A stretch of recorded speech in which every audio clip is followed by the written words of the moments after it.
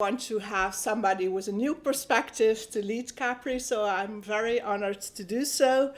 And I think you had some great achievements during the last year. You came to CAPHRI in a difficult time, at least what is difficult, but it was a kind of roaring time. Huh? We had 6 new research lines which were reorganized, and the financial position wasn't as stable as it is currently.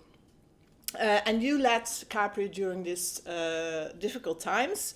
You also were part of several internal and external visitations. I remember, I think it was maybe even your first working day, which started off with a visitation. So it was totally swimming without practicing, having a visitation on your first day. And I think the things which you're proud of, at least in the discussion which we have, is the work which you did on research integrity and quality assurance systems. As a hardcore epidemiologist, you're a fan of good sciences, and with that, research integrity and the quality assurance system belongs. It's a big effort, I know, to be a director of CAPHRI, although I have been there for 2 weeks, but a lot comes on your shelf. And I want to thank you on behalf of the CAPHRI community for all the things which you did for CAPHRI during the last 6 years. A big thank you on behalf of the CAPHRI community. And in due time, on your doorstep, you find the famous CAPHRI medal, which you, of course, know by yourself, and some flowers. So thank you very much for the last 6 years, and of course it's not a goodbye, but you will be part of the CAPHRI community as a researcher in the lead of your own research line. So thank you, and till soon, I would say. Thank you very much. It was a very dynamic 6 years. I loved every minute of it. I always wanted a 2-day CAPHRI day, so I congratulate you on your first achievement. No, I gave it with really my heart and soul, and it feels good now to also leave it in your hands. So good luck, and I will keep following CAPHRI very closely. Okay, thank you, Maurice. Thank you. We now continue with the program. Thank you again. And of course, one of the things which Maurice asked in the interview which we gave together is, I'm very interested where CAPHRI will be led under my guidance. And as mentioned earlier, I'm not prepared to say, this should be the strategy for CAPHRI. I think that a strategy should be based bottom up. And for me, CAPHRI, the Care and Public Health Research Institute, really brings together opinion-leading academic researchers in the field of care and public health. And for me, it has several functions. Of course, there is the external visibility. You interact with scientists in other faculties in the Netherlands, in Europe, and worldwide. And that means that CAPHRI has to have visibility and a strategy also to do so. You also have the internal visibility. So I think it's very important that we also learn from each other, appreciate each other, work together. And of course, a very important function of the CAPHRI office is the research support, both organizational as well as financial. And as a director, I'm of course improving to lead on this and to continue to improve this.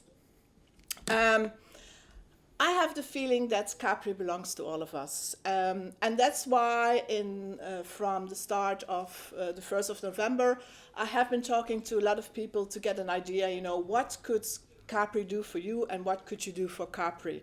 So in the first days, I'm talking to the CAPHRI office. In the upcoming months, I will talk to the research line leaders and the department chairs. And then, of course, also in between with the representatives of the PhD, the postdocs, the advisory boards, but also other schools and faculty in and outside the Maastricht University to get an idea where we should aim at, how we could improve things and how we could do things better as they are today.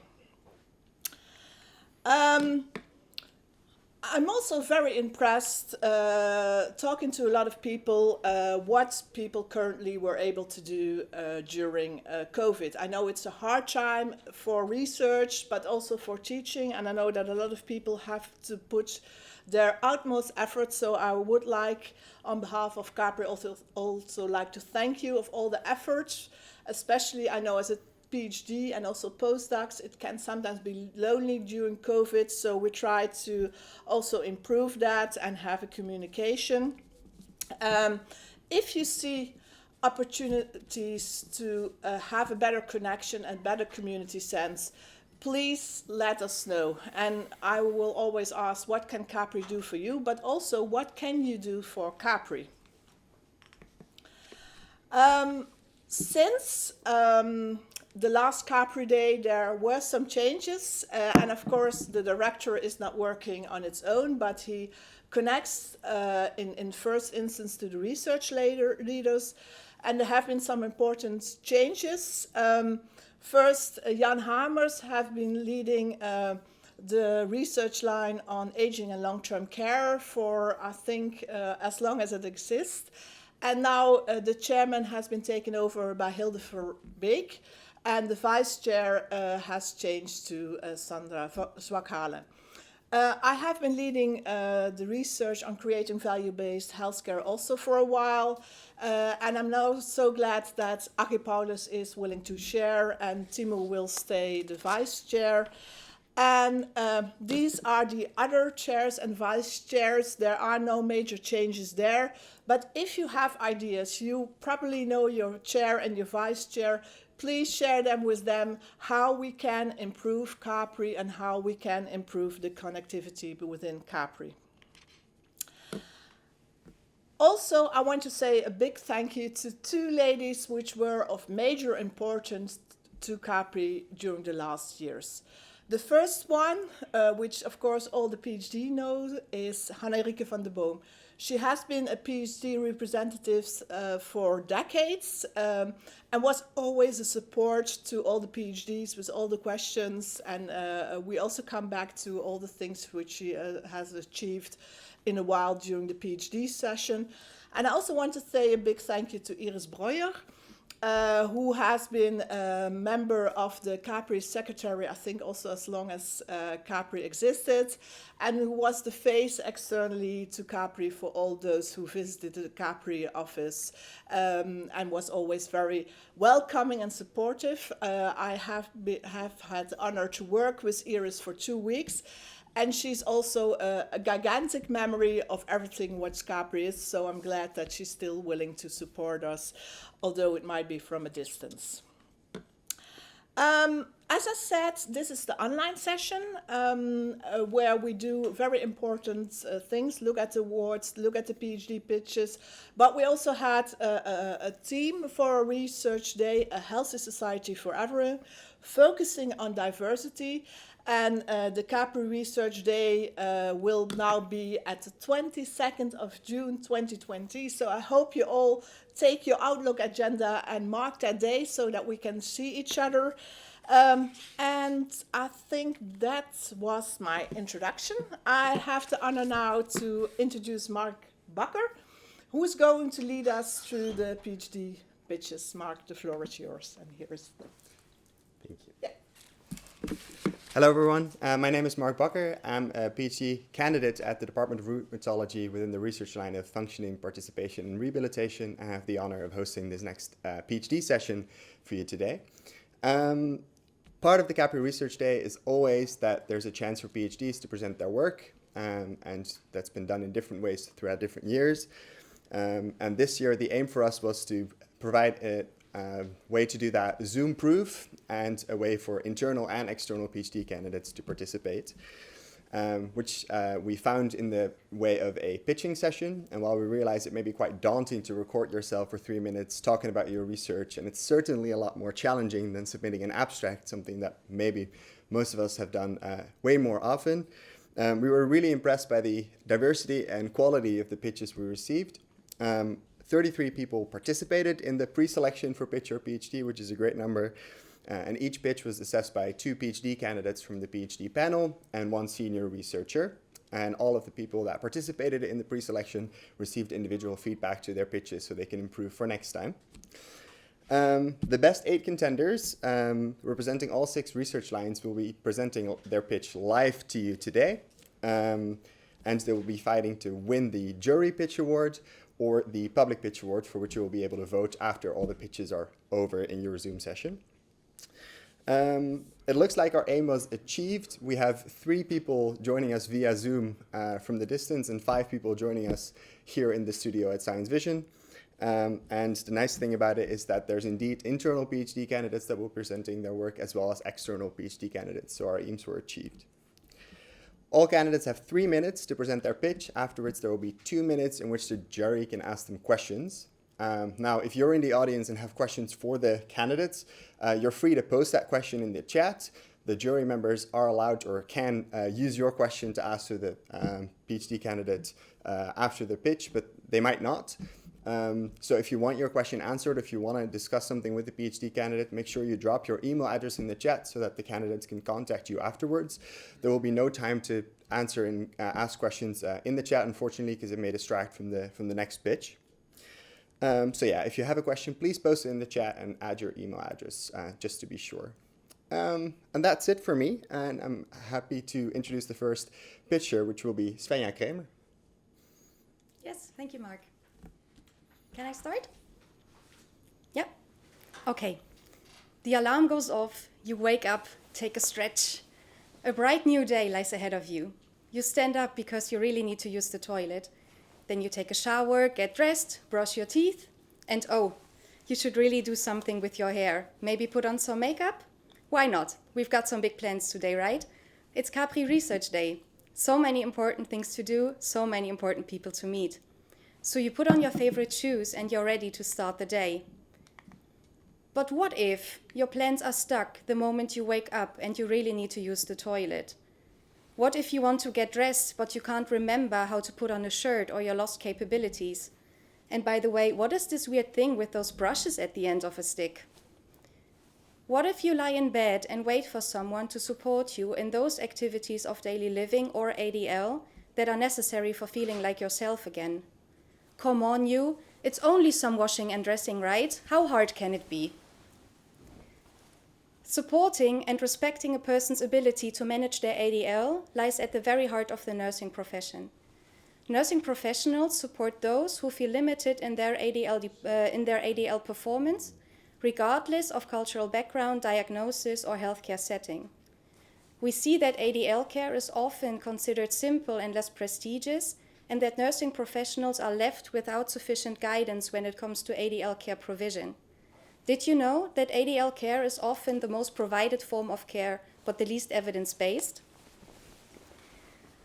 My name is Svenja Kramer, and in close collaboration with care professionals and care receivers, we developed an ADL practice guideline for nursing professionals. We therefore first undertook a thorough problem analysis based on a mixed methods approach, and then, using systematic literature reviews, expert panel meetings, and consensus procedures, we developed 5 clinical modules. First, involving care receivers in ADL-related care choices. Second, identifying ADL care needs. Third, choosing effective interventions. Fourth, supporting informal caregivers. And fifth, using ADL care for the early detection of health problems. With this guideline, we aim to provide practical recommendations to nursing professionals. We want them to feel guided and empowered to provide person-centered and quality care in those activities that often matter the most once they become difficult. But hey, it's only some washing and dressing, right? Thank you, Svenja. Well done, and right within the time. We can go to the jury now and see if they have any questions for Svenja. They're being unmuted. Jury, can we get some questions for Svenja?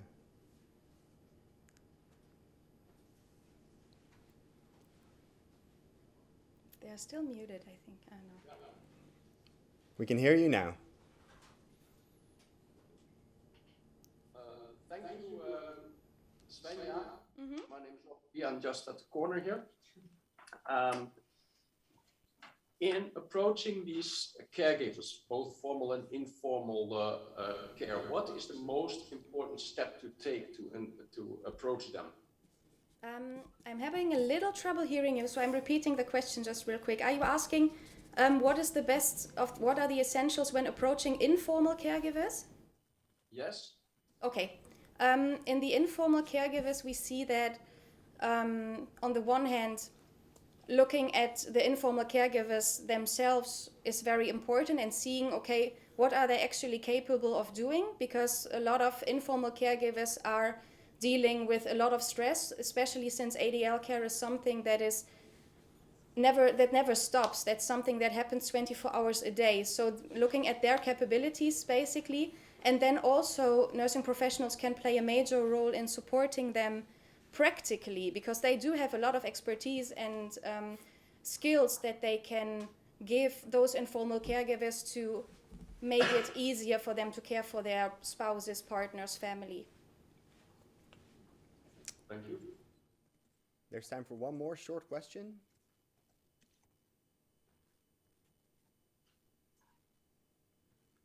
I think your pitch has gone very well, so there's no more questions. That means I'll be presenting the next candidates. Thank you very much, Fenia. Thank you, Mark. And she'll be joining us via Zoom. Mina, can you join the floor for us, please, and present your pitch? Yes.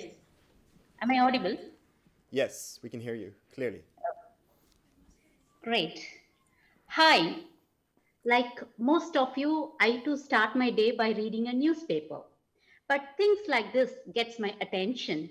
1,700 complaints on hospitals for overcharging, lack of access to healthcare for poor people, medical ethics gone into the winds. Doctors persuaded the rural poor women to get their uterus removed. I was very much disturbed by hearing all these media stories. So I was thinking of one promising idea that could redress all these issues. And that's how I landed up in a concept called patient rights. Patient rights are nothing but these are the rights that can be attributed to care-seeking individuals like you and me. So I was thinking, in a context like India, where the idea of patient rights is not clearly defined in the policies, how it is understood and implemented on the ground. What kind of institutional arrangements are in place to implement patient rights? With these questions in my mind, I visited several health facilities in one of the districts in Karnataka. I conducted interviews, focus group discussions, participant observations involving several stakeholders such as the healthcare providers, public authorities, civil society representatives, patients, their family members. You know what I found? The following. See, friends, the Patient Rights Charter is an important instrument because it consolidates all your rights in one place. But most hospitals did not have the Patient Rights Charter. Even in the hospitals which had Patient Rights Charter, patients have hardly paid attention to the Patient Rights Charter. And most of them have not heard anybody talking to them about patient rights. That's the fact. If the patient feels that their rights are violated, they can raise a complaint. But most often, they do not come forward to complain. Do you know why? They don't have the capacity. They think that if they raise the complaint, they might face some problems in the hospital. Even if they muster courage and they have the capacity to raise a complaint, you know what happens?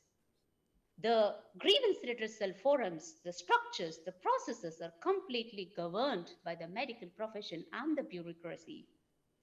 Yes, you know what? To identify the solution, first we need to understand the problem clearly. And my PhD is doing that, understanding the problem of problems with implementing patient rights. By understanding the problems, don't you think we know the opportunities to implement patient rights in a better way? Thank you. Thank you very much, and also thank you for joining us while you're at another conference. We're very glad you could join us via Zoom. Are there any questions from the jury for Mina? Thank you for your great pitch. One question, you talked about, you had a lot of sources of data, like the observation, the interviews, and so on. Can you tell us a bit about how you triangulated those, how you brought them together? Yes. So the findings, what I shared is some of the common patterns I identified across these data sources. For instance, if you see the patient rights charter is, patients have not seen the patient rights charter. So in the interviews also it was evident. In the focus group discussions also it was evident that they have not seen that such a charter is available in the hospital. And in the participant observation, I see that the patient rights charter is positioned in such a way that it is not made seen by the people. The font size is small and it is not available everywhere in all aspects of the health facility. So that way I triangulate some of these patterns, the findings. It's a qualitative study. So these are some of the common patterns that is emerging. These are the preliminary findings just in the second year of my PhD. Thank you very much. Yes. Okay, thank you. And we'll be moving on to the next pitcher, which is Sophie Verwillens. Who is Sophie Verwillens? Take it away. Okay, thank you, Mark. Hello, everyone. My project is about unraveling chronic pain after total knee replacement surgery. Why? Because we know that more than 20% of the knee osteoarthritis patients are experiencing chronic pain 1 year after their surgery. And that is too much. First, I want to give you a brief explanation about the concept of pain. Pain is complex. Every stimulus your body perceives can only be felt like pain when it reaches the brain. And in the brain, also other information is processed, like, for example, our emotions, our thoughts, or even previous pain experiences. And we know that this information can influence how we feel about our pain. Or in other words, no brain, no pain. When pain is present for longer than 3 months, pain can become chronic. And chronic pain is even more complex. Chronic pain means that the pain processing system is disturbed and can be hypersensitive. And this hypersensitivity is exactly what we try to focus on with our project. We know that a part of the knee osteoarthritis patients have a disturbed pain processing system. And that is why we perform some measurements to get an overview of this pain processing system. In addition, we also ask the patients to fill in some questionnaires about psychosocial factors, because, like I told you before, this information can influence their pain. Our hypothesis is that the patients who are experiencing a disturbed pain processing system before their surgery, but also after their surgery, will be the patients that experience chronic pain 1 year after their total knee replacement. It is very important to know this subgroup of patients, because when we are able to identify these patients, we can look further for other treatments, because placing a knee prosthesis will definitely not solve their pain complaints. In addition, would also be very good for society, because today placing a total knee replacement is still very expensive. And therefore, we know also that the number of surgeries is only rising. So performing unnecessary surgeries means unnecessary costs for society. Thank you. Thank you very much, Sophie. We're going back to the jury to ask questions again.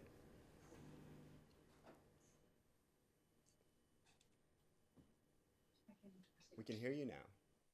Sophie, thank you very much for your wonderful talk. I would like to ask, can you tell us a little bit more about how your work is also relevant for maybe other types of pain or other types of surgeries? Yeah, it is applicable to other types of surgeries, but also other pathologies, because every patient who is feeling pain for longer than 3 months or 12 weeks, we know that there can be a disturbance of that pain processing system. So our research will not only be interesting for knee osteoarthritis patients, but also for other surgeries and other patients with chronic post-surgical pain. Yeah. Thank you. Any additional questions from the jury? There's time. Because of your concise answers. I think the deafening silence indicates that we'll be going to the next speaker. Thank you, Sophie. Thank you. And the next person to join us is Esther Boudewijns, who she'll be joining us via Zoom as well. I think I've seen her already. Esther, the floor is yours. Yeah, thank you, Mark. Have you ever thought about how you prepare your foods? The electricity or gas that is there when you need it? For 2.6 billion people, almost half of the world's population, this is not self-evident. They're still dependent on wood or other biomass to cook their food. And this severely affects their health, but also gender equality, deforestation, and our climate. So accelerating access to clean cooking solutions is crucial. My name is Esther Boudewijns, and with a lot of passion, I'm researching clean cooking solutions in low and middle income countries. Because solutions such as this improved cook stove or clean fuels are available to these people. But the implementation of cleaner cooking solutions is very challenging and complex. While abundant evidence is available concerning implementation, an overview is lacking. This was the reason for us to dive into the literature and conduct an umbrella review, a review of systematic and narrative reviews. By using validated tools throughout the entire process, we provided an overview of factors that influence the implementation of these cleaner cooking solutions. But we also wanted to bridge the gap between academic evidence and practice. We integrated our results into two practical tools: the Cleaner Cook Stove implementation tool, the Clean Sit, and the Clean Fuel implementation tool, the Clean Fit. And these tools include descriptions and examples of factors that influence the on-the-ground implementation of cleaner cooking solutions. For example, we advise to think about the compatibility of a cook stove with the cultural conditions, but also to think about external policies, the cost, and the delivery infrastructure. The paper is currently under review at the Lancet Planetary Health, and we're in contact with several international organizations to partner up after publication to promote the use and dissemination of these tools. With 2.6 billion people using traditional stoves and climate change as the greatest threat to public health in the 21st century, there's an urgent need to accelerate the transition to cleaner cooking solutions. With our study, we aim to help programs to improve their implementation success. And this in turn could lead to sustainable development, environmental conservation, and improved health outcomes. Thank you. Thank you, Esther. We'll be going straight to the jury room for some more questions for you as well. We can hear you. One question from your literature review. Have you seen any lessons for cooking in Western society? I think this is a very interesting question. I think a few weeks ago, I read a news letter in the Trouw, or news message in the Trouw that, and it described the transition in the Netherlands to LPG. So like a long time ago when we transitioned to the gas, and it was very, for me, quite surprising because I really recognized the transition there. And now, of course, we're transitioning in the Netherlands to away from gas to the cleaner options like solar energy. But I think there are several lessons indeed, like the knowledge of people, but also compatibility that are also indeed applicable to Western societies. Yeah. Thank you. There's time for another question. Thank you, Esther. Can you also tell me a bit, you developed some technologies, like the cooking, alternative way of cooking. How did you involve the target group, the end users, in this development process? Yeah, okay. So just to repeat the question, I think you asked me whether we involved also the local communities who are using these cook stoves. Yeah, is that correct? Okay, so in this study, we didn't do it because it's an umbrella review, so actually kind of a systematic review of systematic review, so it's really a literature review. but I'm also working 1 day a week for an organization which is called the Dutch Park for Clean Cooking Solutions. And here we work together with companies that are really implementing these cook stoves in the local communities. So I had a lot of contact also about this research with them. And I also have my own experience because I also conducted a research in Indian slums, Project EXO, maybe it is known to some of you. So in the current study, we didn't do that, but we're planning to, with the Clean Cooking Alliance, we're planning to broaden the tool. And then we are also planning to use more like the end users in the end to also make the tool more applicable to them. Yeah. Thank you. Thank you, Esther. Your time is up. Thank you for answering those questions. The next person speaking here with us in the room is Lieve Vonke. The floor is yours. Thank you. In 1928, Alexander Fleming discovered penicillin, a discovery that initiated revolutionary change in medicine. Common infectious diseases, for which there previously was no solution, could suddenly be solved with a magic bullet. Now, almost 100 years later, we're facing the problem of antimicrobial resistance, AMR. But what do you do if antibiotics are no longer effective? This means we're in need of a new revolution. And that is where DARTBAC comes in. DARTBAC is a project in which new antimicrobial technologies are being developed. Technologies for which expectations are high. But although these technologies offer hope for the future, we've seen throughout history that the gap from research to practice is often wider than we'd hope. Even penicillin was only distributed wide scale 17 years after its discovery. Looking for a more recent example? Think of the slow acceptance of eHealth. And yet, with widespread AMR just around the corner, it is very important that these technologies will be used as soon as they are ready. And that is what this research is about. Right now, while these technologies are being refined, we're at an optimal stage in the development process to start thinking about implementation. Within my PhD, we want to ensure that clinicians will be ready to start using these new technologies. You might wonder, how will we do this? Well, using insights from implementation science, we will look for factors which will make a clinician want to or not want to use the new technologies. And then we'll try to influence these factors. To identify which factors are important, we will zoom in on the hip replacement procedure, a procedure which is currently highly dependent on antibiotics. By zooming in on this procedure, we can follow 3 different steps. First, we will use stakeholder analysis to find out who are involved in the replacement of hips. We will start by talking to an orthopedic surgeon, the same way a patient would. Second, when we find out who are involved, we will display all these stakeholders chronologically, using insights from patient journey mapping.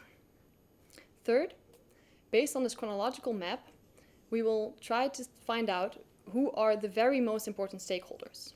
And then we will ask these stakeholders about barriers and facilitators to using the new technologies. The factors that are identified at this stage can be used to develop strategies to ensure that orthopedic surgeons, but also other healthcare professionals, are indeed ready to use the new technologies. There is just plenty of work still to be done, but what do you think? Could this be a way to contribute to a new, and maybe even quicker, revolution in medicine? Thank you. Thank you. And as with all the other candidates, we'll go straight to the jury for some questions for you as well. Thank you, very nice presentation and very clear. I have a question because the field of medicine is kind of traditional. What is your expectation? What will be the biggest barrier to solve the battle against AMR? So if I understand correctly, you're wondering about what the biggest barrier would be in my expectation. Okay. Yeah. Well, I think there are different barriers for dealing with AMR and for implementing these new technologies.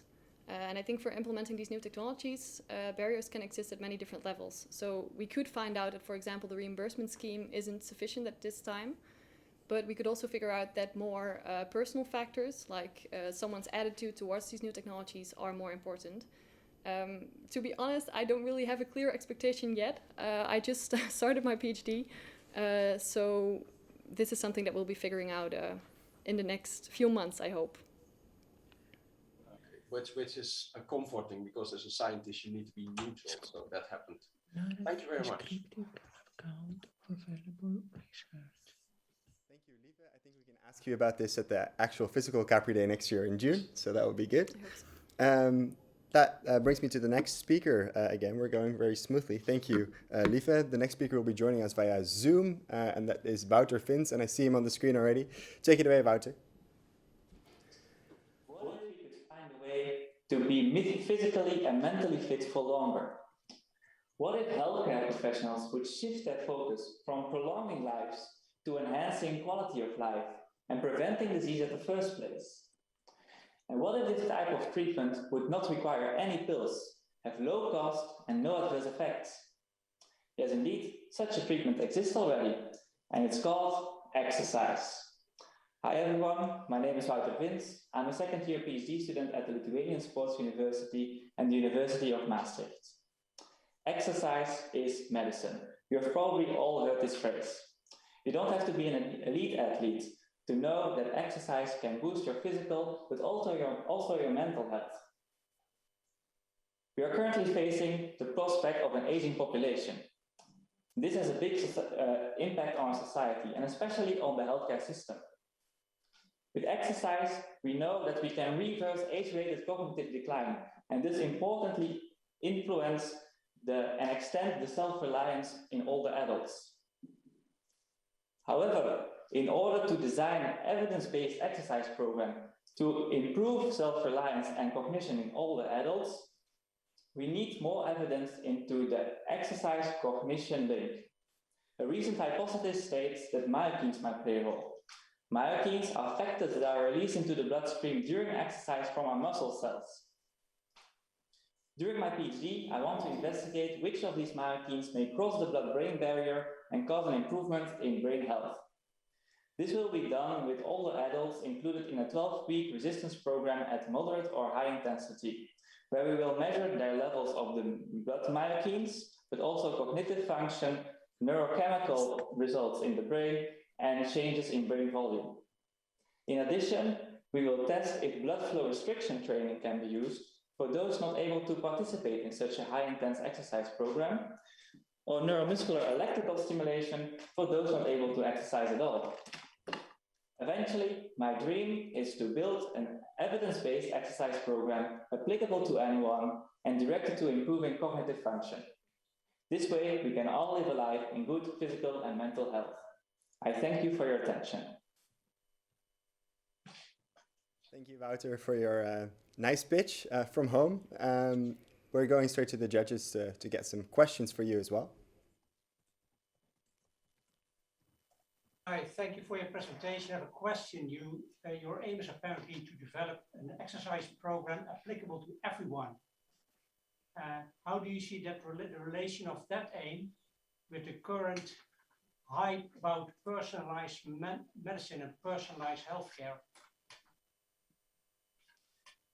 Yes, indeed. So there are some problems in this brain and exercise cognition link, where one says that individualized exercise could improve the way how we can improve our cognition with exercise. So one person would benefit more from a certain type of exercise, while another person might have a better outcome after a different type of exercise.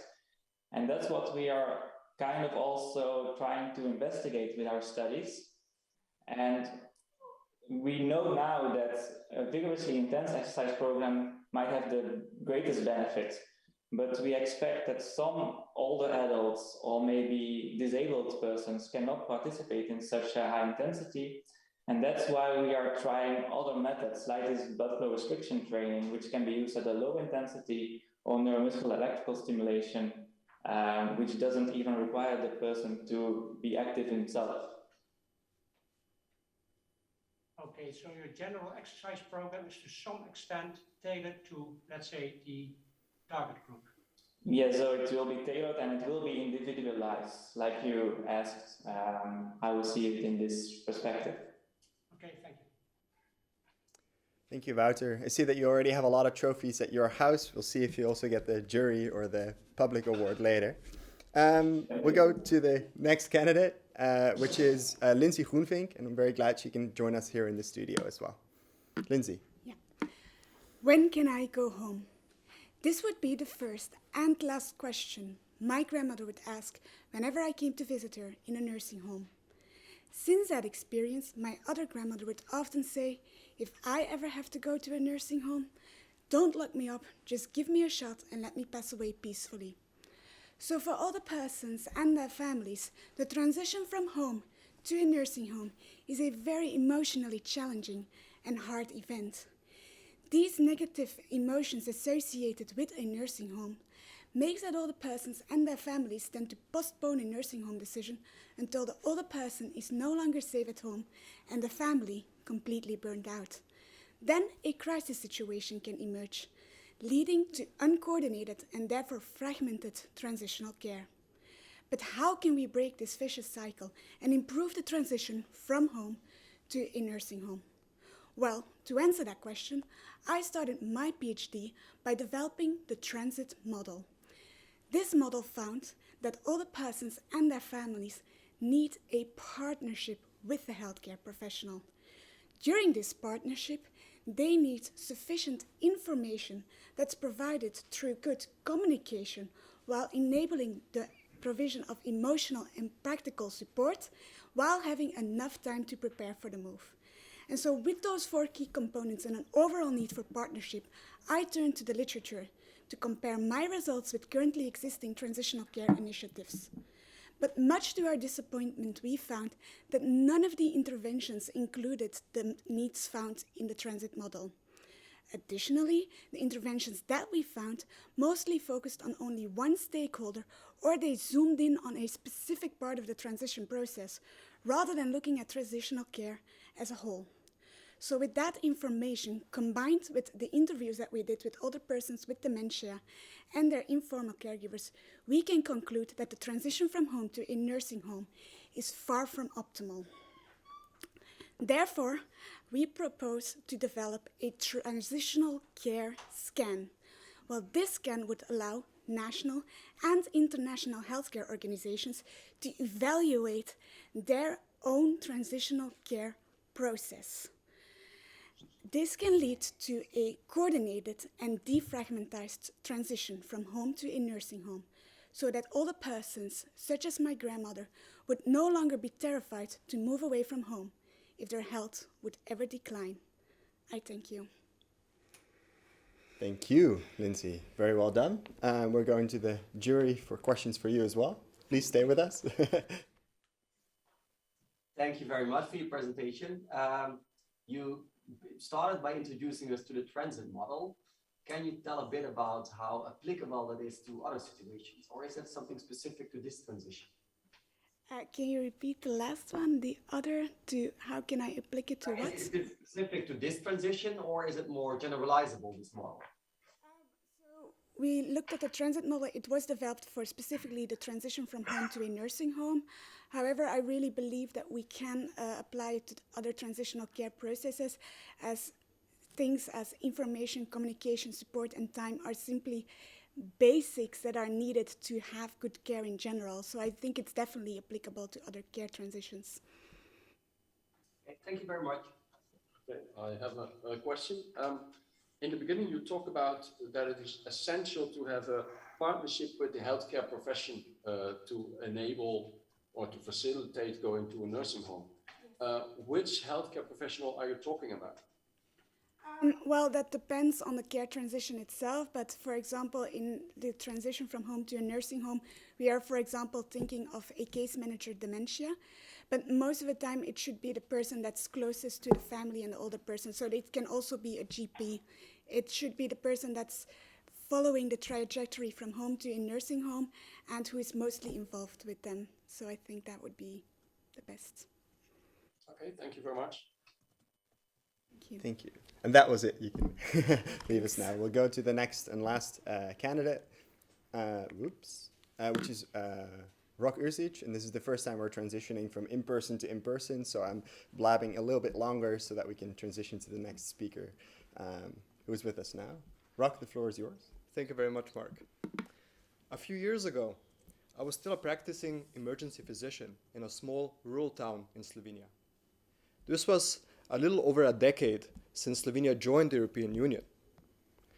As I looked over my overfilled, overflowing emergency room, I thought, this is not the future we were promised. We were understaffed. My patients were struggling to find jobs.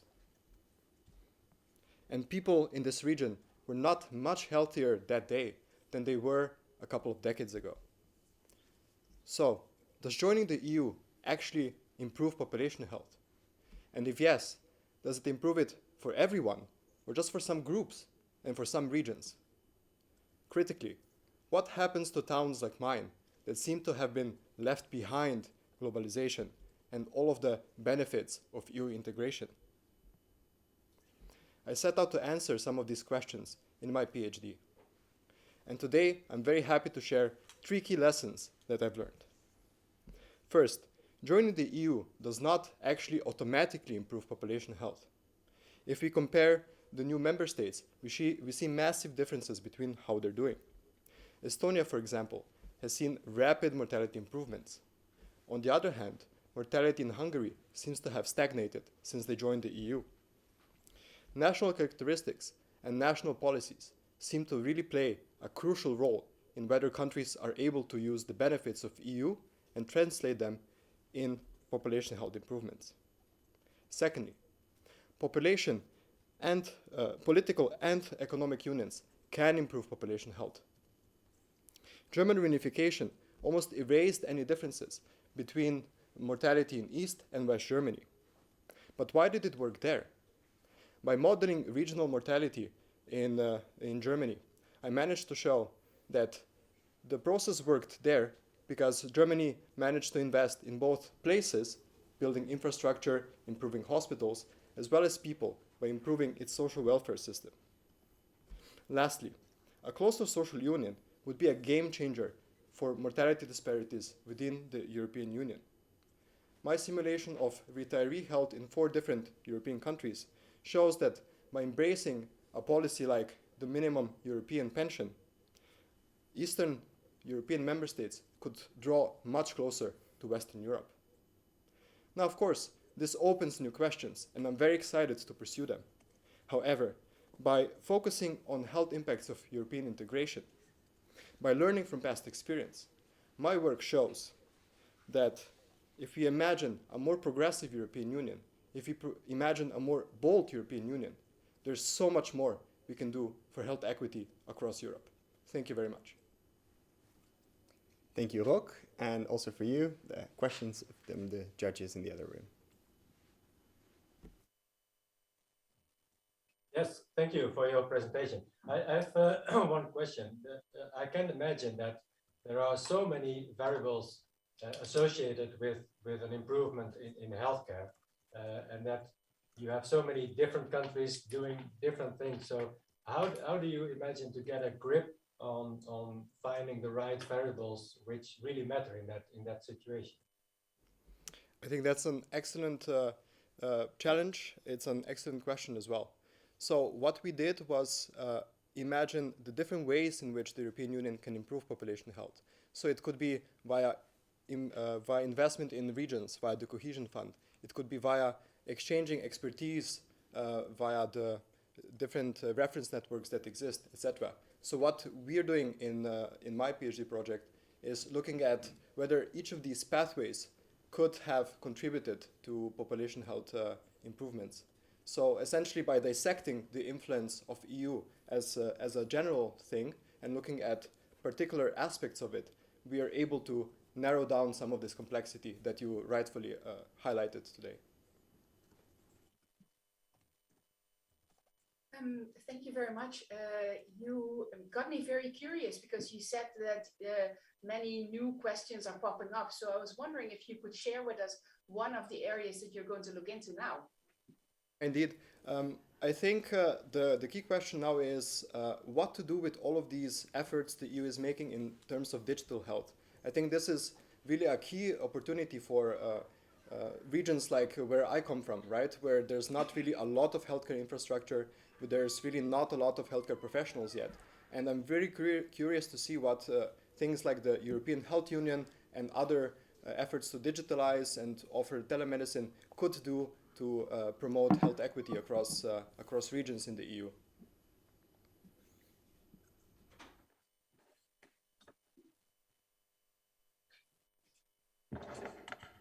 Mark, we are done.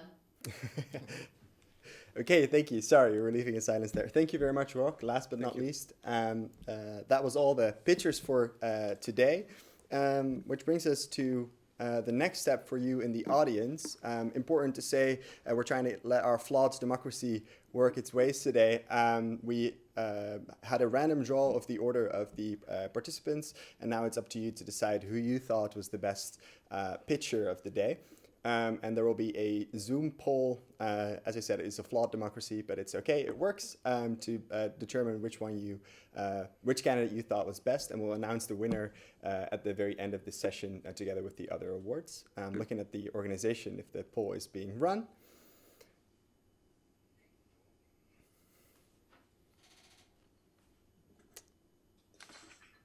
Think so? Yeah, that's amazing. Thank you very much. Then I have the pleasure of announcing the next group of PhD representatives. As you may know, Michelle Verheijden, Ines Rosa, and me have been CAPHRI PhD representatives for the past 2 years. And as of January, it's time to hand over to a new team of fresh people with fresh ideas.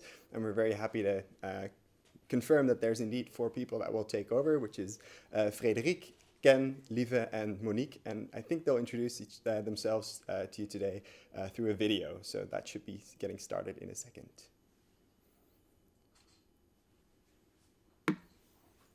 Hey everyone, my name is Frederike Mulder, and I'm one of the new PhD representatives of CAPHRI. I've started my PhD this September at the Department of Orthopedic Surgery on the TREM trial, which is a randomized controlled trial comparing active monitoring with abduction treatment in infants with developmental dysplasia of the hip. I'm looking forward to be one of the new PhD representatives, and if you have any questions or new ideas, please let us know. Hello everyone, my name is Ken Peters and I'm one of the new CAPHRI PhD representatives. I'm super bad at making these kind of videos, but I'm also really excited to getting to know all of you and helping all of you. I'm at the Department of Family Medicine doing research about electronic consultations between general practitioners and specialists working together with the Zuiderland Hospital in Sittard. And feel free to send me an email if you want to know more. Hello everyone, my name is Lieve Vonker and I'm also one of the new CAPHRI PhD representatives. You can find me at the Department of Health Promotion, where I'm doing my PhD about the adoption of new antimicrobial technologies in practice. I look forward to meeting you all in person.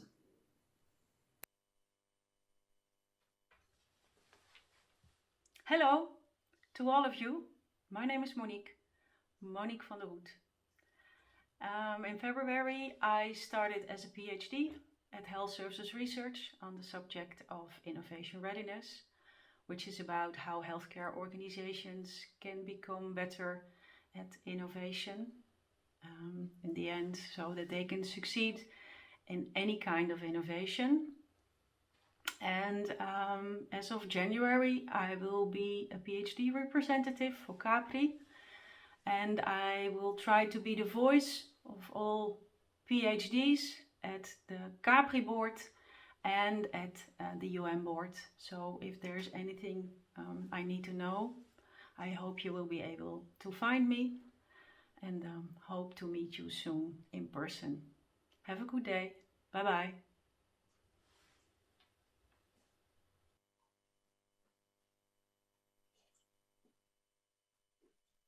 We'll be able to meet the new candidates, or the new representatives, sorry, at their next physical meeting. I'll hand over to Silvia, I think. Oh no, wait, one more introduction to make.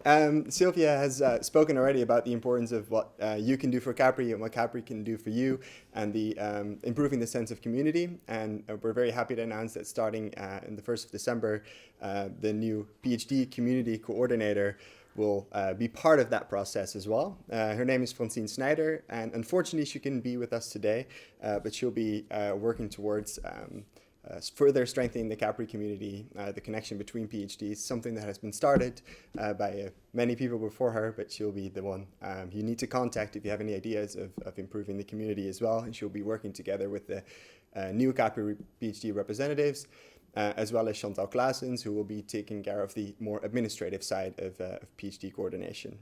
So, Francine, thank you very much for joining CAPHRI in this role, because you're already with us. And for everyone else, Francine will be introducing herself in the next PhD post, and I'm sure there'll be an opportunity for her to present herself in the next physical meeting or online meeting that we'll see at CAPHRI as well. I think that's it then. Yes. There you go.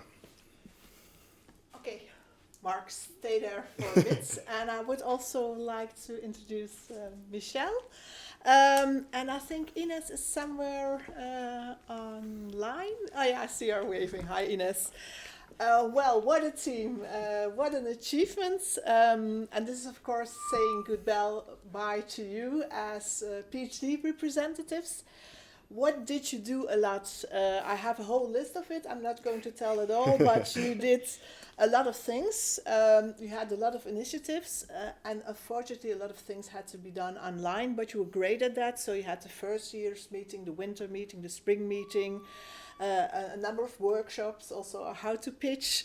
You also developed a well-being website for PhDs, the PhD guide, which is now online, where you have all tips and tricks for PhDs, candidates, and maybe also for supervisors.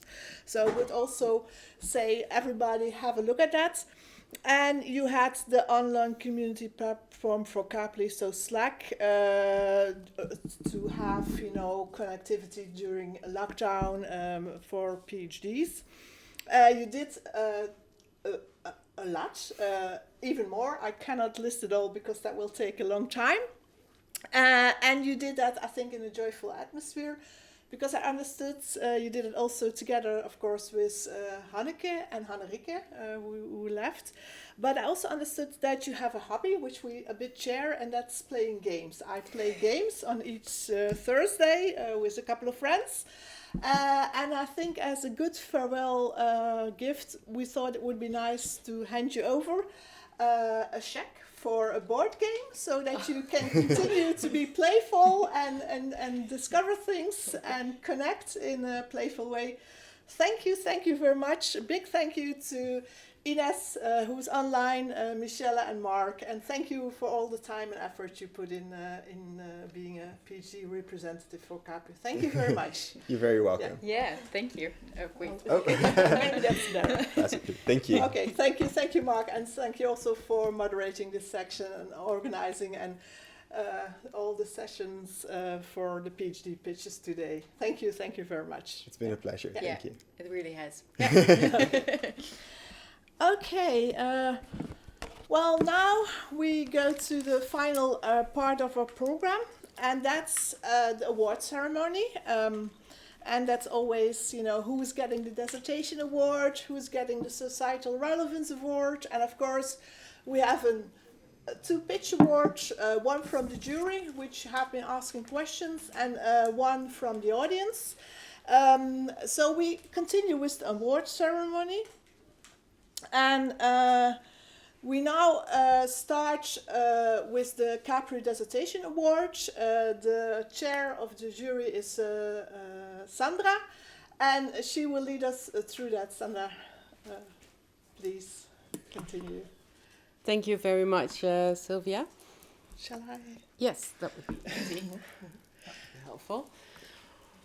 Well, on behalf of the jury, I'm standing here, so I'm very honored with that task.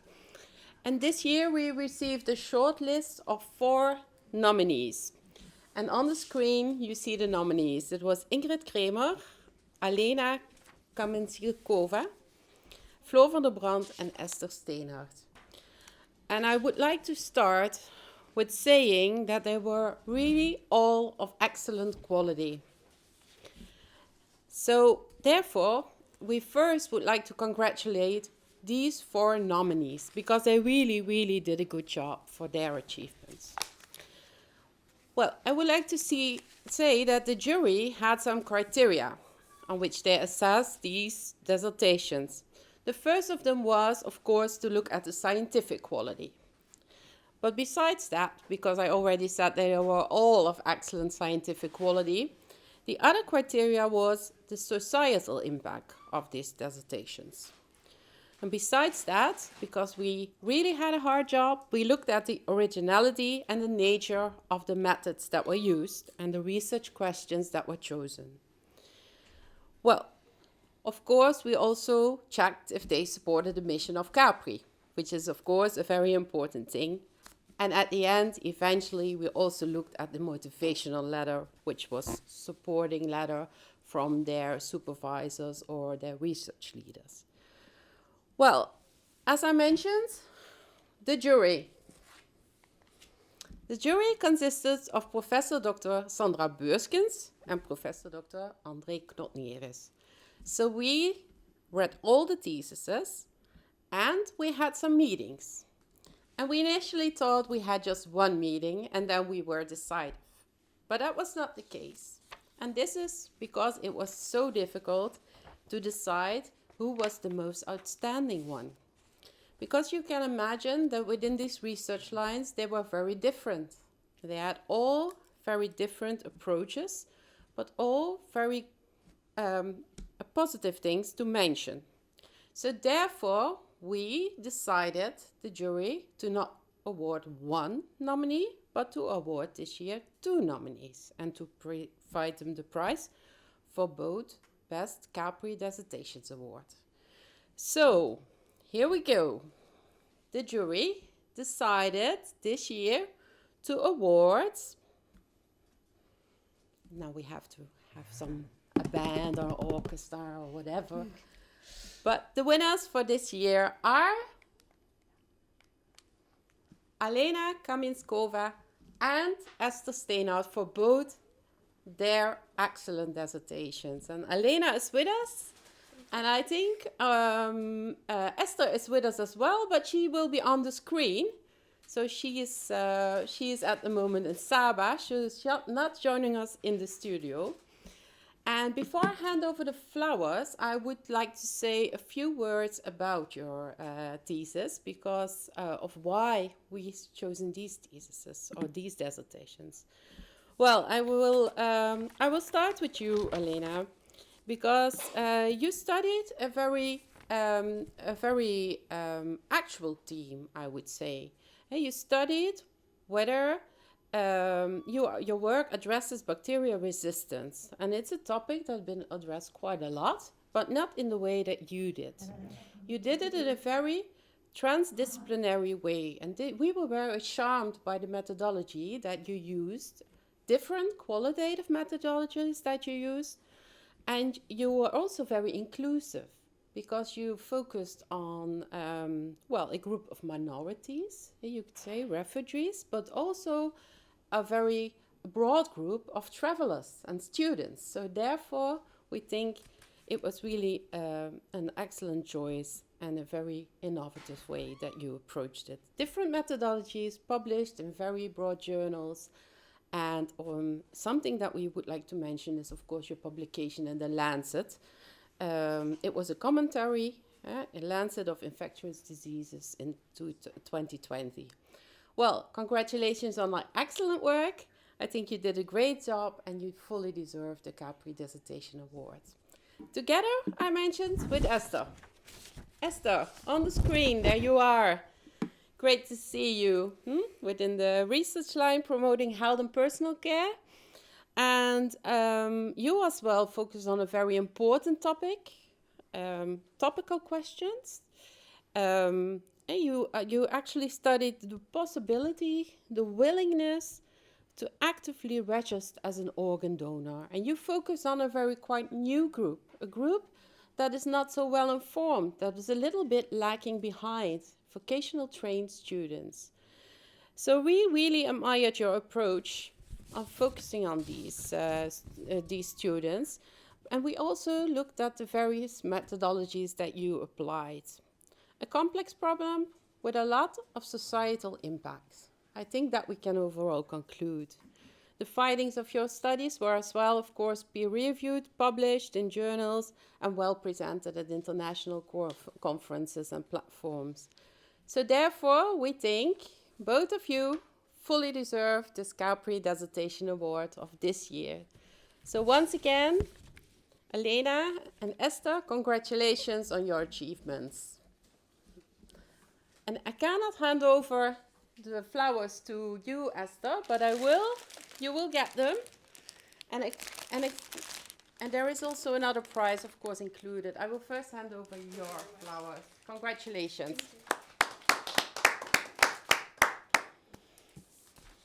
So together with this, there comes a prize of 500 euros. I don't know if I'm supposed to say that, but it's the prize, so enjoy it. And we will send it to Saba directly, so you can use it. Thank you. Thank you, that's great. Thank you very much. Okay, congratulations, candidate. Thank you, jury, for grading or going through all these interesting PhDs. Congratulations on the prizes, and we're now continue with the next award, which is the CAPHRI Societal Relevance Team Award. And I think it's important to state that it's a team award, so it's a team award which we're awarding today. And for this, I would like to welcome Christian Gergu, who is the project leader of the Maastricht Platform of Community Engaged Research. And Christian, the floor is yours. I will hand you over. Is okay? Yeah. I think you have to use this one. Yeah. Yeah. Brilliant. Hello, everyone. It is my pleasure to be part of the jury handing in the CAPHRI Societal Relevance Team Award. The nominees are as follows.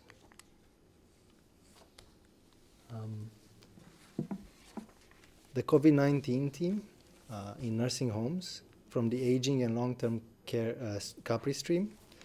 The team of occupational epidemiology for their role and contribution to the program for Limburg towards a vital, sustainable and inclusive society from the functioning, participation and rehabilitation stream. The COVID-19 team, a collaboration between Department of Social Medicine, the Department of Medical Microbiology and Public Health Service South Limburg, the Health Inequities and Societal Participation stream, Forensic Epidemiology Research team, Optimizing Patient Care stream, the Zorg Network Elslo, Promoting Health and Personalized Care stream, the Development of Public Health Competency Framework in cooperation with ASFR and WHO Europe, from Creating Value-Based Healthcare stream. It was a very difficult decision to make, as all nominees made very strong claims to the award. However, alongside jury members Bojan Janse Kaupers and Margot Kreinen,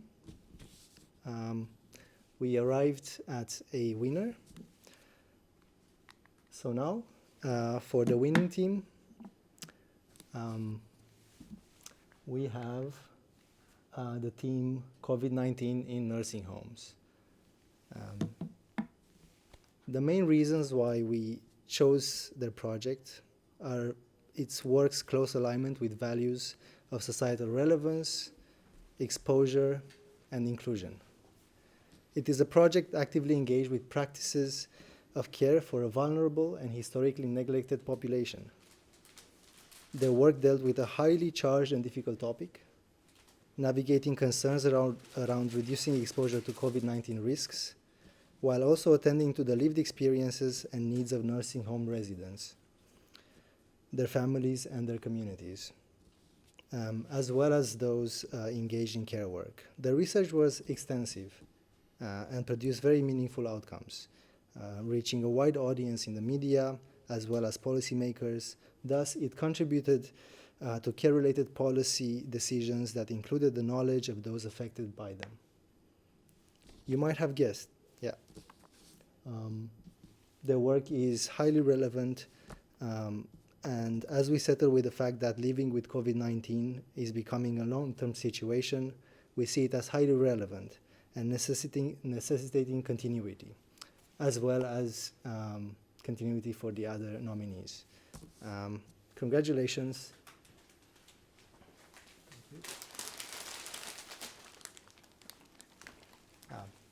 Thank you. Thank you. And the awards there as well. Thank you. Okay. Thank you. Congratulations. It's a very beautiful initiative and really teamwork. So great to see that you're winning this, and also give my compliments to the rest of the team and jury. Thank you for chairing the jury and looking at all the nominations. Thank you very much. Thank you. Thank you. Thank you. Well, a main part of today have been the pitches, and for the PhD Pitch Award we have actually 2 awards. One is the Audience PhD Pitch Award, and the other is of course the Jury PhD Pitch Award. You have seen the jury busy with asking questions, and in a few minutes they will reveal what their winner is. But first, back to you as the audience. You have been voting, and I think due to maybe the multiple personalities, with 37% of the votes, Svenja Kremers is the winner of the PhD Pitch Award, and she comes as herself as a researcher, so congratulations. Thank you. I think you had a very intriguing and a beautiful pitch which shows all the elements of the research, both from a client perspective as well as from a caregiver as well as from a researcher. Thank you for the great work, and I think there are some flowers coming up. Congratulations. Thank you, Sonia. Enjoy this. Thank you. Okay. And I now give the floor to the jury. Aki Paulus, who will be giving the votes on the PhD Pitch Awards on behalf of the jury. So Aki, the floor is yours. Thank you very much, Sylvia. Thank you also, dear PhD candidates, for your amazing pitches. Over 30 years ago, I was where you are right now, and I don't think that I would have been able to do what you've done today. So therefore, hats off for all of your pitches. Well done. If it was up to me, all of you were the winners, but we had to come to a verdict, and the jury had quite a difficult task in determining who made the perfect pitch. And what we decided on is that we looked at 3 criteria: content, clarity, and charisma. And on the basis of that, 6 members, all belonging to one of the research lines, decided on who should be the winner. Each member of the jury could allocate a maximum 30 points to each PhD candidate. So for a perfect pitch, one could say you could reach, in theory, a maximum of 180 points. The perfect score also in darts, 180. And ladies and gentlemen, the person which won with a staggering number of points of 143 is Rock. Congratulations, Rock. The winner gets a medal, which is in front of you, and also some flowers, and also, last but not least, 500 euros to spend for your own professional development, and of course, no doubt, also an applause from the audience, be it online or on campus. Congratulations with this Pitch Award. Thank you very much. Thank you. Thank you. There you go. Thank you. Congratulations, Rock, for your beautiful pitch. And I know that the jury has asked you some tempting questions, but I'm glad that they reach a verdict and that you're the winner. And I would like to thank also the jury members for being present and asking questions. Thank you very much. Enjoy. Thank you. Yeah. Thank you very much. Well, this brings us more or less to the end of the program. just have to.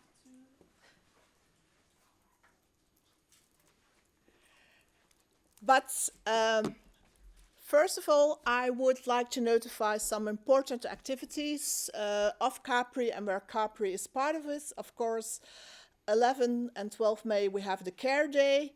As mentioned before, at the 22nd of June, we have the CAPHRI Research Day where we can meet in person. And before that, we have the CAPHRI Center of Health Society Düsseldorf Collaboration Day. So before the CAPHRI Day, we have a meeting with our partners in Düsseldorf to talk about further research.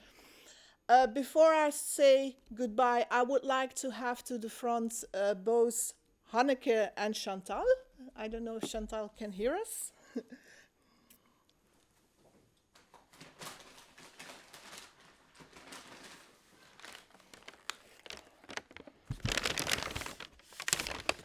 Maybe stand over there in the spotlights.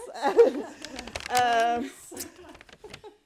I know that you don't want to be in the spotlight, but I think you should be in the spotlights because this day wouldn't be possible without your effort and your help and all the guidance and all the things which you did, both in organizing this online day as well as organizing the other day and setting another date and informing everybody, comforting the PhDs with their pitches, organizing everything. It's too much to mention. So as a thank you from the CAPHRI community, a small gift. You can guess a bit what's in there. But thank you very much for the organization. And we'll look forward to the CAPHRI Düsseldorf Day and of course the next CAPHRI Research Day and all the online and other activities which we're going to plan. Thank you very much. Thank you. Yeah. Thank you. Yeah. Well, of course, there are different ways to stay connected, and I hope that you also follow us on social media. Here you see all the links where you can follow us. But with this, I come to a closure of this online CAPHRI Research Day. For all of you, I hope you stay safe and stay healthy, which is quite important nowadays, both for you and your families, and I hope to see you soon in one of the CAPHRI activities. So thank you, and for now, it's goodbye. Thank you. Bye-bye.